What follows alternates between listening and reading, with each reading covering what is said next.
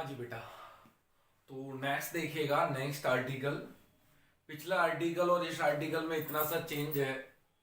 पिछले आर्टिकल में एक रिंग होती थी, ठीक है कि नहीं है, एक कड़ा होता था जैसे आपने हाथ में पहन रखा होता है। और इसमें क्या होगा, एक डिस्क होगी। अब डिस्क का मीनिंग आप जानते हो क्या? जैसे आपको मैं एग्जांपल दूं, दिस इज द डिस्क, ठीक है, ये अपने पास डिस्क है। और इस डिस्क का पहले तो इसके डायमीटर के respect of moment of inertia निकालना है, और फिर आपको किसके respect of moment of inertia निकालना है, इसके इस सेंटर से पास आउट हो और इस एक्सिस के respect of moment of inertia. समझ गए? क्या समझे कि गुरुजी ये डिस्क है, इसका मोमेंट ऑफ इनर्शिया निकालना है। तो पहला किसके रेस्पेक्ट में, ये डायमीटर के respect of moment of inertia, और फिर इसके respect of moment of inertia निकालना है। अच्छा, आप एक बात देखिएगा, जो इसका मास होगा डिस्क का, वो पूरे इसके एरिया में फैला हुआ होगा, जहां क्योंकि मेरी उंगली चल रही है, पूरा मास कहां होगा, इसके एरिया में होगा। पिछली बार में किसका था, सिर्फ उसकी सर्कमफ्रेंस में था, परिधि में था। इसमें किसमें होगा, इसके पूरे एरिया में होगा। ठीक है कि नहीं है? अच्छा, दूसरी बात क्या होगी कि अब एरिया में होगा तो इस तरीके से पूरा एरिया कवर करेंगे। देखो अब आप लोग समझ गए कि नहीं डिस्क क्या है? देखिएगा सॉल्यूशन में इसका, सॉल्यूशन कैसे करते हैं बेटा इसका। जैसे मान लीजिए ये कोई मेरे पास डिस्क है, हियर इज द डिस्क। अब डिस्क दिखाने के लिए कि भाई डिस्क कैसी है ये, तो आप समझ जाइए कि ये वाली डिस्क कुछ ऐसी है। मैं थोड़ा इसे रंग देता हूं, ठीक है। ये here this is the disc, ठीक है, ये मेरे पास डिस्क है कुछ ऐसी। आप मत कीजिएगा, मैंने आपको सिर्फ समझाने के लिए बताया है। दिस इज द डिस्क, ठीक है। थोड़ा मेहनत है, ये गंदा सा काम लगता है। आपके पास अगर कलर के पेन हो, वैसे तो आप रखते हो कलर पेन, तो आप इस तरीके से कर सकते हो। दिस इज द डिस्क, कोई जरूरी नहीं है, समझ में आना चाहिए बस आप लोगों को। दिस इज द डिस्क, और मान लीजिए ये इसका क्या है, सेंटर है। ये इसका एक डायमीटर, ये इसका दूसरा डायमीटर। इस डायमीटर को ले लिया, आपको पता है x dash X axis assume कर लिया, और इस एक्स व्यास डायमीटर को वाई डैश वाई अज्यूम कर दिया, वाई वाई डैश हो गया। ये इसका सेंटर है, ओरिजिन है, मूल बिंदु है। अच्छा, तो सबसे पहले जो एरिया, जो टोटल मास होगा वो उसके एरिया में होगा, तो क्या लिखेंगे, रेडियस दे रखी है क्या, नहीं दे रखी तो ए रेडियस मान लेता हूं। Let radius of disc, disc की रेडियस बेटा कितनी मान ली मैंने, A. So area of disc, area कितना हो जाएगा बेटा फिर इसका, डिस्क का एरिया कितना हो जाएगा, पक्की बात है भाई, सर्कल का एरिया के बराबर होगा पाई ए स्क्वायर। एंड लेट, मान लिया आपने मास ऑफ डिस्क, डिस्क का मास कितना मान लिया आपने, कैपिटल एम। तो आप क्या बोलोगे कि पाई ए स्क्वायर का मास कितना है, कैपिटल एम। तो क्या लिखोगे, क्योंकि mass of pi A square area is equal to capital M, is equal to capital M. Therefore इतने एरिया का मास कैपिटल एम है, तो एकांक एरिया का कितना होगा, पर यूनिट एरिया का। देयरफॉर मास ऑफ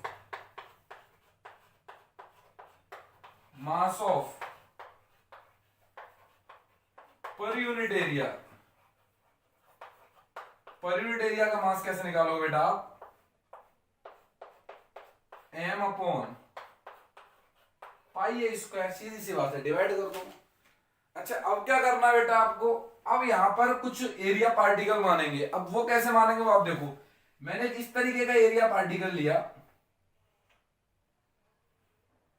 क्योंकि आपको पता नहीं है, आपने जब वो पढ़ी थी पोलर वाली फॉर्म, तो एरिया पार्टिकल ऐसे ही लेते थे। This is the area particle, area particle हो गया। इसको ज्वाइन कर दिया, इसको सीधा ज्वाइन कर दिया, ये एंगल हो गया थीटा, और this angle is delta theta. ये कितना एंगल हो गया बेटा इनके बीच का, डेल्टा थीटा एंगल हो गया। इसकी ये आर मान लेते हैं, जैसे ये पी है, तो ओपी जो डिस्टेंस आपने मानी वो कितनी मान लेना आप, आर डिस्टेंस मान लेना। तो ओपीजी साइड में लिख लेता हूं, ओपीजी इक्वल टू कितनी होगी बेटा, आर हो गई।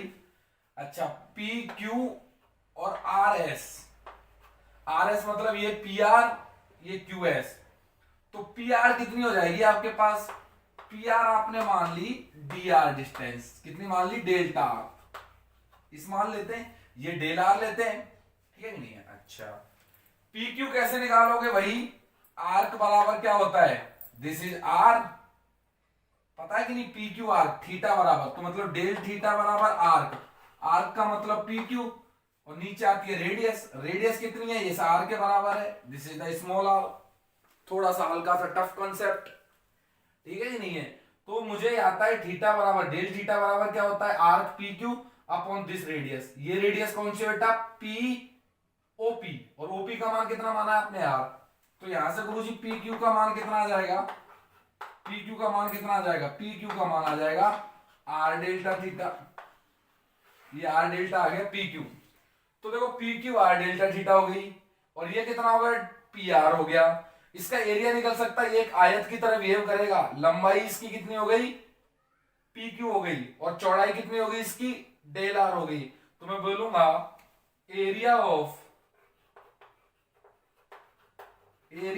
किसका, पी क्यू एस आर, इसका एरिया कैसा, लंबाई गुणा चौड़ाई से, लंबाई कितनी है भाई इसकी, पी क्यू मतलब आर डेल्टा थीटा, इंटू चौड़ाई कितनी है इसकी, डेल आर। सो फाइनली कितना आ गया इसका, R delta theta del R बेटा, ये इंपॉर्टेंट आया। मेहनत तो है, इसमें तो कोई शक नहीं है, घर जाके प्रैक्टिस करना, इसकी आराम से सीखना है, घर पे प्रैक्टिस करो इस चीज की कि भाई ये कैसे आया, ठीक है। वापस रिवाइज करके देख लो आप, R del theta del R हो गया ये पता है, ऐसा कभी पढ़ा भी, R D theta D R, R D theta D R, R D theta D R, ये अपन ने डबल इंटीग्रेशन में पढ़ा है। किसमें पढ़ा है बेटा, ये डबल इंटीग्रेशन में। तो जब एकांक क्षेत्रफल, मतलब एकांक क्षेत्रफल का द्रव्यमान है इतना, तो इतने क्षेत्रफल का कितना होगा, इससे मल्टीप्लाई कर देंगे इसे। तो अब लास्ट में देखिएगा क्या आने वाला है,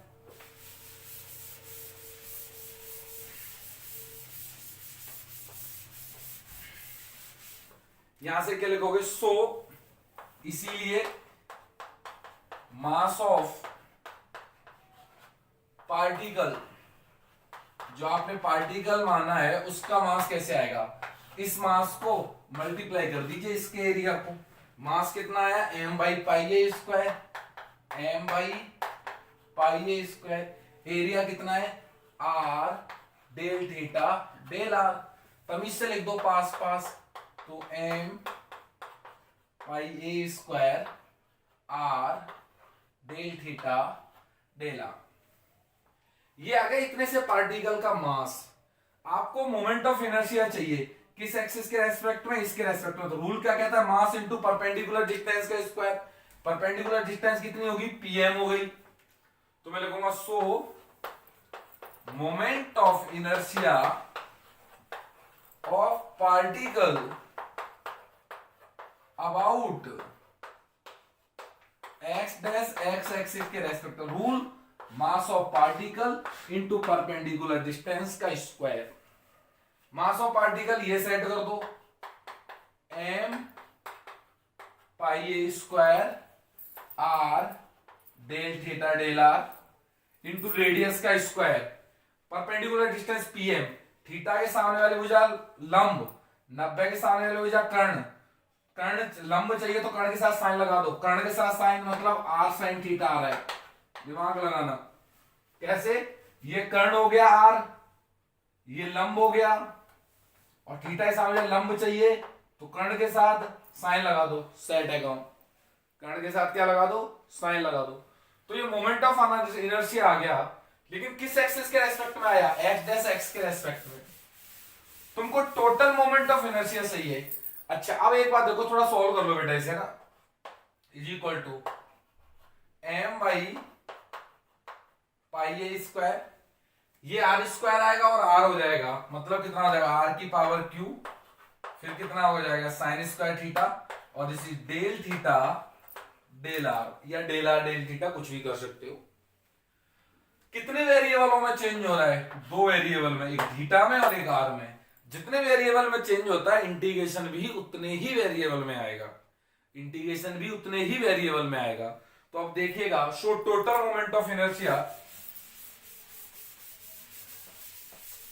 नेक्स्ट देखिएगा, मिटा दू इसे, चलो देख लेंगे। Show total moment of inertia of this about x dash x is equal to, क्या रूल है,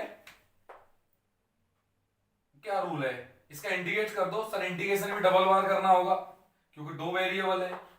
तो m आर क्यू पाई ए स्क्वायर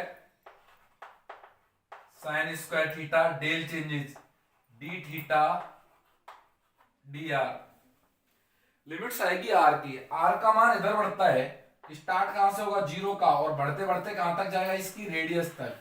तो आर का मान कहां से हो जाएगा? जीरो से स्टार्ट होगा सर, सॉरी आर का मान, यहां पहले थीटा की लिमिट लगाएंगे फिर आर की। आर का मान जीरो से स्टार्ट होगा, ए तक जाएगा, और थीटा कितना घूम जाएगा ये सर? 2 पाई घूम जाएगा। जीरो से स्टार्ट होगा एंड कहां तक आ जाएगा? 2 पाई तक। बस बेटा इस इंटीग्रेशन को सॉल्व कर लेंगे और आंसर निकालेंगे। अब सॉल्यूशन आप लोगों को आना चाहिए। देखो मैं मिटाता हूं इसे, ठीक है, ऊपर मिटा देते हैं इसे। बस अब तो इस इंटीग्रेशन को सॉल्व करते ही आंसर आ रहा है।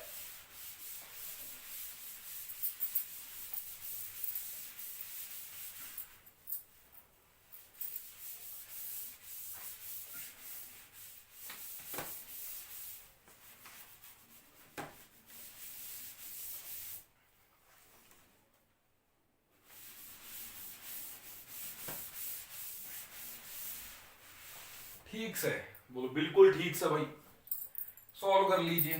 गुरु जी कांस्टेंट है उसे तो बाहर निकाल दो। एम पाई ए स्क्वायर कांस्टेंट, एम पाई नीचे आएगा ना, एम अपॉन पाई ए स्क्वायर कांस्टेंट बाहर, फिर जीरो से 2 पाई, जीरो से ए, और ये कितना आ जाएगा? R cube sine square theta, और ये डी थीटा डी आर। पहले लिमिट्स आर की है तो आर के रेस्पेक्ट में इंटीग्रेशन सॉल्व कर लो, बहुत ही सिंपल है। एम अपॉन पाई ए स्क्वायर, जीरो से 2 पाई को सेट करके रखो, और क्योंकि आर के रेस्पेक्ट में कर रहे हो तो साइन स्क्वायर थीटा को सेट के रखो, कर दीजिए आर के रेस्पेक्ट में। यहाँ डी थीटा, थीटा के रेस्पेक्ट में बाद में करेंगे। आर के रेस्पेक्ट में किया, आर की पावर 4/4 आ जाएगा गुरुजी। जीरो से ए तक की लिमिट लगा दो, आर की जगह ए रखोगे ए की पावर 4, अपर लिमिट रखोगे 0, तो ए की पावर 4 इधर आया, ए की पावर 4/4 इधर सेट कर लो इसे, तो कितना आ जाएगा? एम ए की पावर 4, नीचे कितना आ जाएगा? 4 पाई ए स्क्वायर, जीरो से 2 pi sine square theta D theta. अब तो बच्चों का क्वेश्चन है, लास्ट टाइम भी करा दिया ये तो पिछले आर्टिकल में भी करा दिया था, तब भी चलो एक और मैं सॉल्व करता हूं इसे पूरा। अरे यार रायता फैल जाता है इसमें। देखिएगा कितना हो जाएगा? एम ए की पावर 4 अपॉन में 4 पाई ए स्क्वायर, ये लिखा पड़ा था, ठीक है। अब सर ए स्क्वायर से ये काट दीजिए 4, तो ए स्क्वायर बच जाएगा। ऊपर कितना आ गया? एम ए स्क्वायर बाई 4 पाई, जीरो से लेकर के 2 पाई सर, इसको चेंज कर लो कॉज में, 1 minus cos 2 theta by 2, limit start, this is the D theta, काई की स्टार्ट, डी थीटा आ गया, ठीक है। अच्छा अब क्या करना है बेटा? इसे सॉल्व करना है। This is m a square by 8 पाई हो जाएगा, इंटीग्रेशन कर दो इसका थीटा, cos 2 थीटा कितना हो जाएगा? साइन 2 थीटा, और इंटीग्रेशन में क्या आता है? कांस्टेंट भाग में आ जाता है। डिवाइड किससे मार दो बेटा? जीरो से 2 पाई से मार दो। सेट है, सेट है, सेट है। देखो ऊपर का रखा 2 पाई और ये जीरो हो जाएगा, तो फाइनल आंसर कितना आ रहा है? एम ए स्क्वायर बाई 8 पाई, तो ये कितना आ रहा है 2 पाई, और cos साइन 4 पाई का मान 0 होता है तो ये 0 हो गया। अच्छा, जब लोअर लिमिट रखी तो देखो क्या आ रहा है 0 और साइन 0 का मान 0, तो टोटल 0 आ रहा है।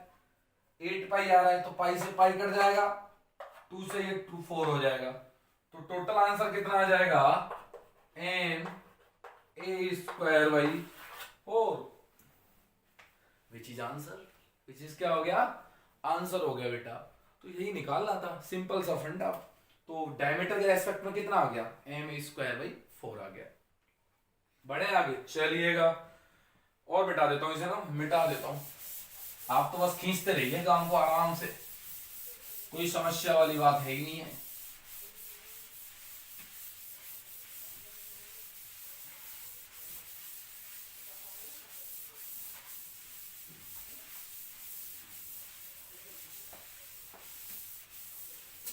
Yes please. So nextly we done, ये है मेरे पास इसका सेकंड पार्ट। सेकंड पार्ट का कंसेप्ट है यार आप लोगों को पहले बता रखा है। ये है वो disk, this is the disk, ये इसके दो डायमीटर। अब ये भी आपने इसके रेस्पेक्ट में मोमेंट ऑफ इनर्शिया निकाल दिया एम ए स्क्वायर बाई 4, तो इसके रेस्पेक्ट में एम ए स्क्वायर बाई 4, तो भाई इसके रेस्पेक्ट में भी कितना होगा एम ए स्क्वायर बाई 4 होगा। और इस चौक के रेस्पेक्ट में चाहिए सेंटर से पास आउट और परपेंडिकुलर हो, कैसे निकल आएगा, इन दोनों को जोड़ देना, आंसर। ठीक है कि नहीं है। अब ये बात खुद लिख लेना कि इन दोनों को जोड़ लेना इसके रेस्पेक्ट में, तो एक ऐसी एक्सिस जो इस तल के तो परपेंडिकुलर हो और इसके सेंटर से पास आउट हो, कितनी आ जाएगी m a square by 4 plus m a square by 4, so total answer is m a square by 2, ये याद रखो। ठीक है, तो मैं उम्मीद करता हूं ये चीज आप लोगों को समझ में आई होगी। कुछ अगर प्रॉब्लम्स आती है तो आप मुझे फोन करके भी पूछ सकते हो, ठीक है कि नहीं। और भी आपको प्रॉब्लम्स आती है, कोचिंग सब धीमे धीमे ओपन हो रही है तो आप कोचिंग आ सकते हो, और कुछ विशेष समस्या हो तो आप बताएं, ठीक है, कॉल वॉल कर लिया करो, कोई दिक्कत नहीं है। बाकी नेक्स्ट लेक्चर्स में देखेंगे। Thank you.